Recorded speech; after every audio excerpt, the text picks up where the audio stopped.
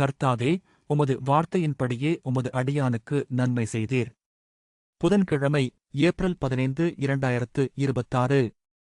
இன்றைய வேதவசன தியானத்திற்காக நாம் தெரிந்தெடுத்திருக்கும் வேதபாகமானது புனித யோவான், அதிகாரம் 21, வசனம் 3.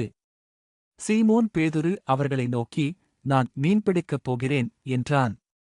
அதற்கு அவர்கள், நாங்களும் உன்னோடு வருகிறோம் என்றார்கள். அவர்கள் வெளியே சென்று படகில் ஏறினார்கள். ஆனால் அன்றிரவு அவர்கள் எதையும் பிடிக்கவில்லை. உங்கள் அனைவருக்கும் இனிய காலை வணக்கங்கள். பேதுருவுக்கு முன்னோக்கி செல்ல வழி இல்லாதபோது, அல்லது செல்ல வழி இல்லாதபோது அவர் மீண்டும் மீன்பிடிக்கச் சென்றார். இந்த வசனத்தை தியானிக்கலாம். கர்த்தருக்குள் பிரியமானவர்களே, இன்றைய வேத தியானத்தின் தலைப்பு திரும்பிச் செல்வது.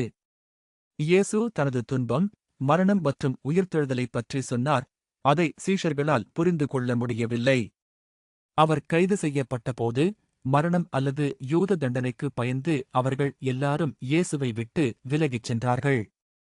இயேசு மரித்தோரிலிருந்து உயிர்த்தெழுந்து, மரியாளுக்கும் 2 சீஷர்களுக்கும் மற்ற சீஷர்களுக்கும் மறுபடியும் தோமாவுக்கு தோன்றினார். இதற்குப் பிறகும் அங்கிருந்து எப்படிப் போவது என்று சீமோன் பேதுருவுக்கு எந்த வழிகாட்டுதலும் இல்லை. எனவே பீட்டர் தங்கள் மீன்பிடித் தொழிலுக்கு திரும்ப முடிவு செய்தார்.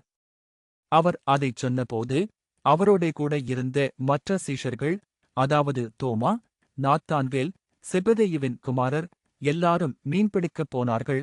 ஆனால் அவர்களால் ஒன்றும் பிடிக்க முடியவில்லை. நண்பர்களே, சில நேரங்களில் நாம் பாதி தூரம் சென்று நம்பிக்கை மற்றும் விஷயங்களை கற்றுக்கொள்ளவும் செய்யவும் முயற்சிக்கிறோம். ஆனால் ஒரு அமைச்சகம் அல்லது பணியைப் பற்றி நமக்கு தெளிவாக இல்லை. எனவே நாம் பின்வாங்க முனைகிறோம். நாம் முதலில் இருந்த நிலைக்கு திரும்பிச் செல்ல முனைகிறோம்.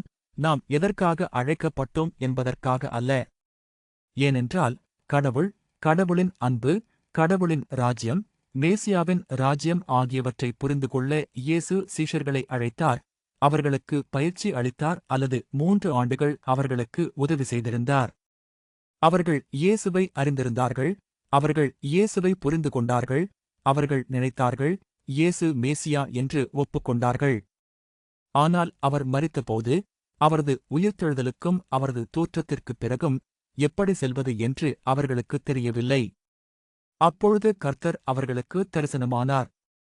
எனவே நாம் பின்வாங்கலாம், ஆனால் நமக்கு வழிநடத்துதலைக் கொடுக்க கடவுள் நம்முடன் இருக்கிறார். ஜெபிப்போம். எங்கள் அன்பின் பரலோக தகப்பனே, கிருபையுள்ள தேவனே, எங்களுக்கு உதவி செய்யும் ஆண்டவரே.